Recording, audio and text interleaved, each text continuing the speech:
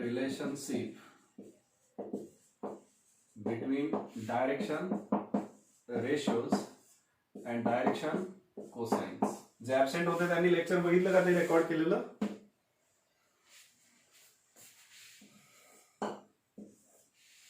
Direction कोसाइन्सला direction ratios कसे असतात रे?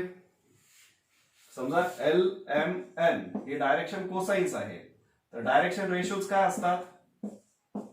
त्यांना प्रोपोर्शनल नंबर असतात, बरोबर की नाही? Yes no? आवाज येतोय? मग आता हा रेशो सगळ्यांचा काय येतो रे? हा सेम येतो की नाही? समजा 1 2 5 हे डायरेक्शन कोसाइन्स आहेत, तर इथे 1/2, मग इथे हे 4 आणि इथे 10, तर 1/2 2/4 आणि 5/10 हे 2 4 10 काय आहेत डायरेक्शन रेशोज, आणि 1 2 5 काय आहेत डायरेक्शन कोसाइन्स. डायरेक्शन कोसाइन्स हे युनिक असतात आणि डायरेक्शन रेशोज इन्फिनिटली मेनी असतात. ही पण रिमार्क लिहून दिली तुम्हाला. तर हा रेशो जो येतो तो कॉन्स्टंट येतोय, आणि किती येतोय तो? 1/2 येतो की नाही हा रेशो ही रिलेशनशिप यांच्यामध्ये, तर हा रेशो कॉन्स्टंट येतो के, बरोबर आहे? Let it is k. Now आता L इज इक्वल टू काय येईल रे? L is equal to AK, M is equal to काय येईल? BK, आणि N इज इक्वल टू काय येईल? CK, बरोबर आहे? L by A is equal to K, M by B is equal to K, and N by C is equal to K. तर L is equal to AK, M is equal to BK, and N is equal to CK. Now, आपल्याला theorem काय बघितला आपण? L square plus M square plus N square is equal to 1. हे theorem आहे की नाही आपल्याकडे? काल शिकलो ना आपण, प्रूव्ह केलं ना ते दोन टाईपचे डॉट प्रोडक्ट घेऊन, बरोबर? L square plus M square plus N square is equal to 1. मग आता हे व्हॅल्यूज इथे पुट करूया. L स्क्वेअर म्हणजे A square K square plus M square B square K square N square is C square K square is equal to 1. Is equal to 1. Now what is common factor from all these three terms? K square is common factor. Is equal to 1. Correct? Is equal to 1. आता K ची value काय येते? K square is equal to 1 upon A square plus B square plus C square. इथे काय केलं? हा bracket इकडे transpose केला. आता K is equal to काय रे? प्लस और minus 1 upon root of A square plus B square plus C square. हे रूट घेतलं. K ची व्हॅल्यू आली. आता K ची व्हॅल्यू आपण इथे जर पुट केली, कुठं? इथे, तर L इज इक्वल टू काय येईल? हे सेकंड रिलेशन, हे first relation, from 1 and 2. From 1 and 2 L is equal to काय येईल? A इंटू ही K ची व्हॅल्यू, तर A इंटू ही K ची व्हॅल्यू घेतली तर A इथं मल्टिप्लाय होईल, म्हणजे plus minus A upon root of A square plus B square plus C square होईल. M इज इक्वल टू काय होईल? प्लस और मायनस ही K ची व्हॅल्यू इथे पुट केली तर हा B इथं मल्टिप्लाय होईल, प्लस और minus B upon square root of A square plus B square plus C square, and N is equal to काय येईल? ते इथे K ची व्हॅल्यू पुट केली तर plus minus C upon square root of A square plus B square plus C square. ही relationship आहे कशामधली? डायरेक्शन कोसाइन्स अँड हे डायरेक्शन रेशोज RHS ला. तर याचा ऍप्लिकेशन काय होईल? यूज काय होईल याचा ऍप्लिकेशन? जर तुम्हाला डायरेक्शन रेशोज दिलेले असतील ABC, तर तुम्हाला काय काढता येतात? हे फॉर्म्युले यूज करून डायरेक्शन कोसाइन्स काढता येतात. समजलं का? डायरेक्शन रेशोज दिले तर त्याच्यावरून काय काढायला येतात तुम्हाला? डायरेक्शन कोसाइन्स काढता येऊ शकतात. Got it? ऍप्लिकेशन. आता लिहून घ्या, नाव टाका, ते सगळं लिहून घ्या बोर्डवरचं.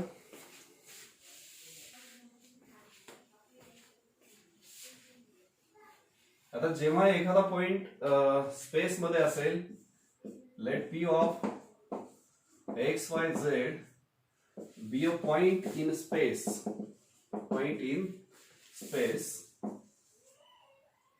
and length OP.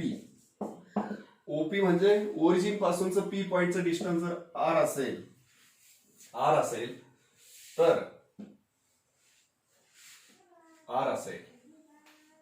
तर इथे लिहा रिमार्क.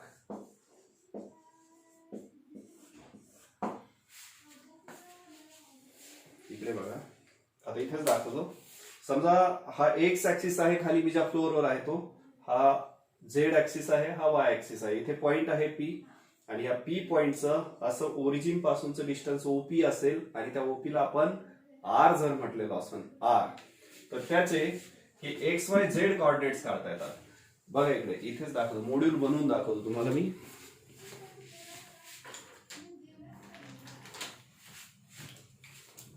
हे बघा, असे 3 ऍक्सेस आहेत, एक्स वाय आणि झेड.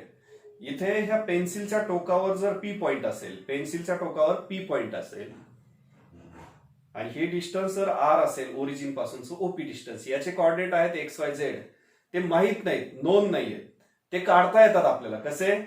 तर ही लाईन जी आहे, ह्या पी पॉइंटला आणि ओरिजिनला जोडणारी जी लाईन आहे, त्या लाईनचे म्हणजे या पेन्सिलचे डायरेक्शन कोसाइन्स जर एलएमएन असतील, डायरेक्शन कोसाइन्स जर एलएमएन असतील, आणि हे डिस्टन्स आर असेल, डायरेक्शन कोसाइन म्हणजे काय? हे कॉस अल्फा, कॉस बीटा आणि कॉस गॅमा हे नोन असतील, तर ह्या पी चे एक्स वाय झेड कॉर्डिनेट कसे काढतात? L R, M R, N R. बघा, let P of X Y Z be a point in a space and length OP is equal to R.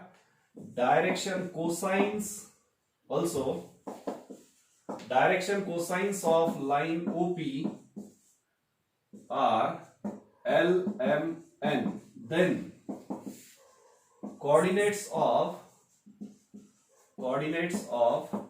P,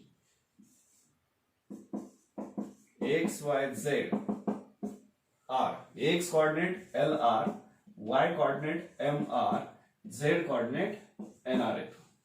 right down, लिहून घ्या remark पहिली. तुम्हाला मी question मध्ये explain करून सांगतो सगळं, फक्त रिमार्क लिहून घ्या आता.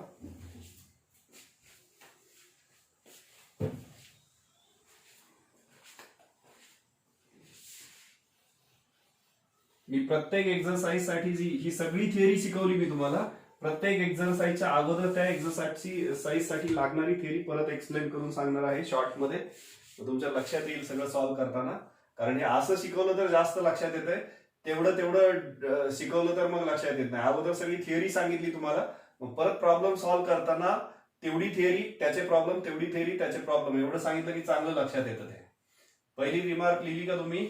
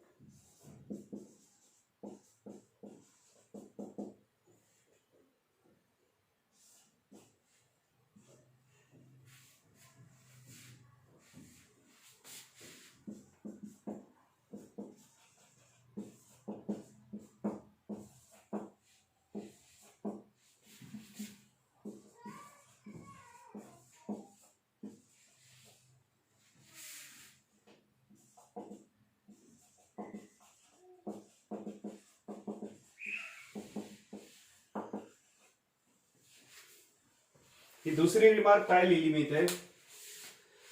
स्पेस मध्ये लाईन आहे, ही स्पेस मध्ये आहे, कशावरून ओळखलं? तिचे तीनही कॉर्डिनेट्स दिलेले आहेत. ही लाईन स्पेस मध्ये आहे.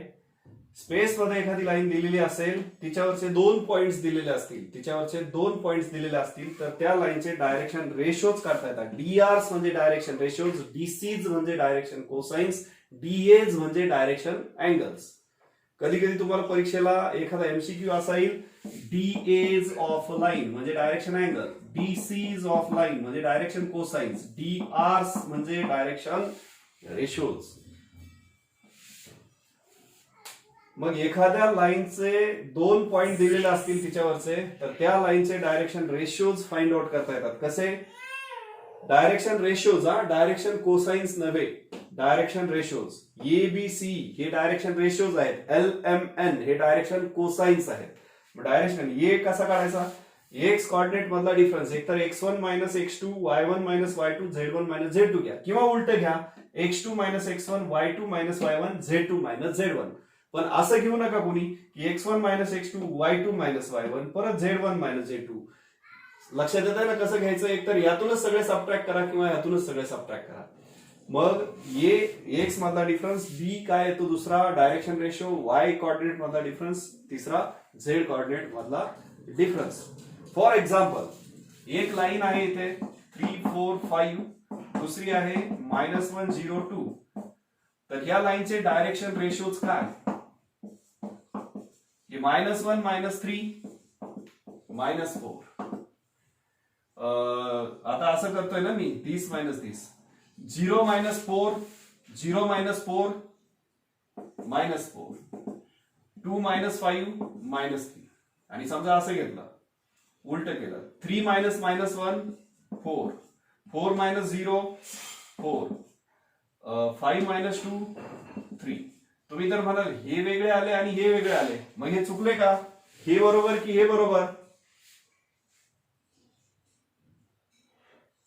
दोन्ही बरोबर. व्हेरी गुड, दोन्ही बरोबर. का बरोबर दोन्ही पण?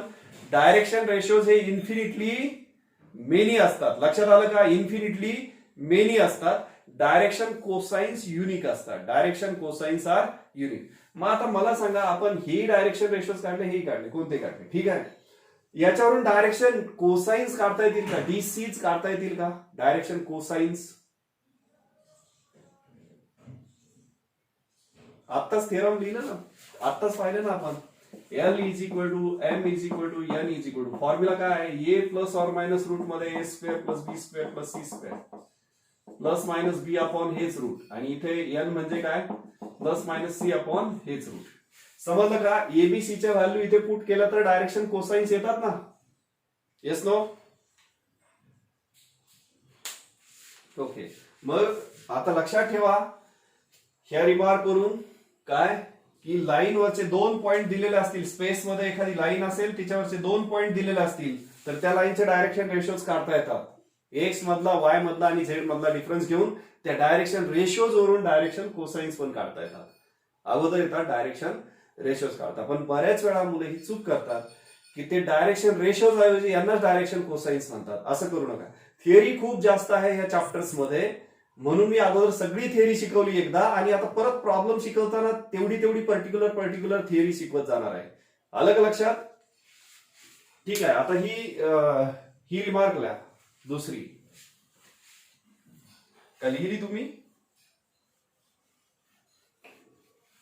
दुसरी लिहिली नाही ना अजून? लिहा.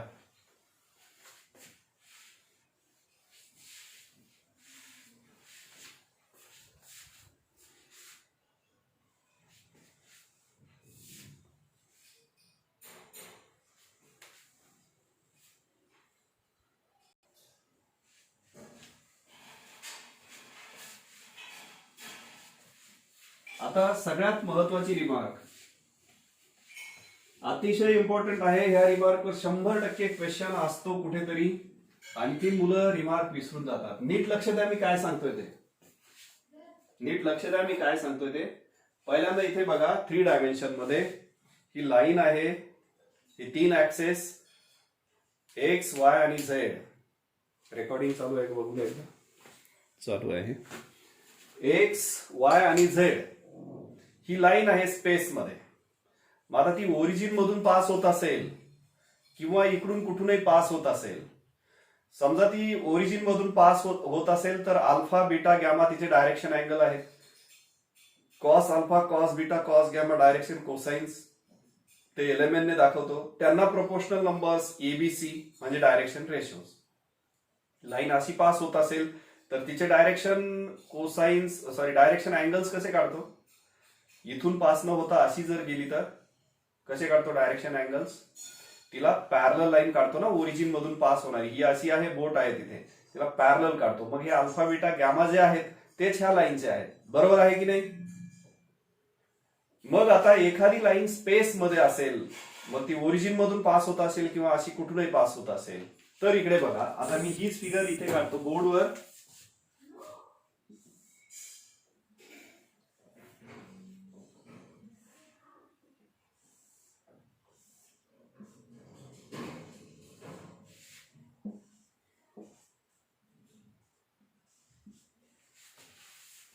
बघा इकडे आता ही लाईन आहे स्पेस मध्ये कोणतीही एक एक्स वाय झेड ऍक्सेस काढले स्पेस मध्ये कोणती लाईन आहे हिचा अलॉंग ए बार एक वेक्टर आहे A1 I cap A2 J cap A3 K cap A3 K cap तर लक्षात ठेवा स्पेस मध्ये कोणती लाईन असेल तिच्यावर एखादा व्हेक्टर असेल एखादा नॉन झिरो व्हेक्टर असेल तर तो व्हेक्टर एक तर युनिट व्हेक्टर असेल किंवा झिरो व्हेक्टर नसेल तर त्या व्हेक्टरचे कंपोनंट जे आहेत ते त्या लाईनचे डायरेक्शन रेशोज असतात here DRs direction ratios are A1 A2 and A3 A1 A2 आणि A3 लाईनवर एखादा व्हेक्टर असेल नॉन युनिट आणि नॉन झिरो व्हेक्टर तर त्याचे कंपोनेंट त्या लाईनचे डायरेक्शन रेशोज घेता येतात समजलं आणि मग आता इथे डायरेक्शन रेशोज असतील तर हे एखाद्या लाईनचे डायरेक्शन रेशोज दिलेले असतील तर त्या लाईनवर तो एक व्हेक्टर घेता येतो समजलं मग समजा एक लाईन स्पेस मध्ये आहे हिचे डायरेक्शन रेशोज आहेत 3 4 5 तर हे 3 4 5 म्हणून काय यूज करता येईल ह्या लाईनवर एखादा व्हेक्टर घेता येईल आपल्याला ए बार मग त्याचे कंपोनेंट काय तो कसा घेता येईल 3i + 4j + 5 समजलं हा ए बार घेता येईल आता दुसरी रिमार्क बघा याच्यावर एखादा ई कॅप व्हेक्टर असेल ई कॅप म्हणजे काय झाला तो युनिट व्हेक्टर तर हा युनिट व्हेक्टर काय असतो unit vector e cap is equal to Li + Mj + Nk + Nk समजलं मग ह्या लाईनचे डायरेक्शन रेशोज माहित असतील तर रेशोज वरून त्या लाईन वरचा कोणताही एक व्हेक्टर घेता येतो आणि त्या लाईनचे डीसीज माहित असतील डायरेक्शन कोसाइन्स माहित असतील LMN तर त्या लाईन वरचा युनिट व्हेक्टर घेता येतो मग युनिट व्हेक्टरचे कंपोनेंट जे असतात या लाईन वरती एखादा युनिट व्हेक्टर असेल तर त्या युनिट व्हेक्टरचे कंपोनेंट म्हणजे त्या लाईनचे डायरेक्शन कोसाइन्स आणि अदर दॅन युनिट व्हेक्टर किंवा नॉन झिरो व्हेक्टर असेल तर त्याचे कंपोनेंट म्हणजे काय असतात त्याचे कंपोनेंट म्हणजे त्या लाईनचे डायरेक्शन रेशोज असतात मी परत एकदा सांगतो युनिट व्हेक्टर एखादी लाईन आहे स्पेस मध्ये त्या स्पेस मधल्या लाईन वरती एखादा युनिट व्हेक्टर असेल तर त्याचे कंपोनेंट म्हणजे त्याचे डायरेक्शन कोसाइन्स असतात डायरेक्शन कोसाइन्स आणि एखादा अदर दॅन युनिट व्हेक्टर असेल तर त्याचे कंपोनेंट म्हणजे त्या लाईनचे डायरेक्शन रेशोज असतात आणि उलट जर लाईनचे डायरेक्शन रेशोज दिलेले असतील तर तिच्यावरचा एखादा कोणताही व्हेक्टर घेता येतो नॉन युनिट आणि त्या लाईनचे डायरेक्शन कोसाइन्स दिलेले असतील तर त्या लाईनवरचा युनिट व्हेक्टर लिहिता येतो आपल्याला बाय युझिंग धिस कळालंय का नाही अजून तुम्हाला आता सिम्पली इथे एक लाईन आहे मला सांगा ह्या लाईनचे डायरेक्शन रेशोज आहे -1 2 आणि 3 तर ह्या लाईनवर हे दोन्ही काढता येतील का ए बार असा आणि परत ई कॅप काढता येईल ए बार काढता येईल का ई कॅप काढता येईल का दोन्ही काढता येतील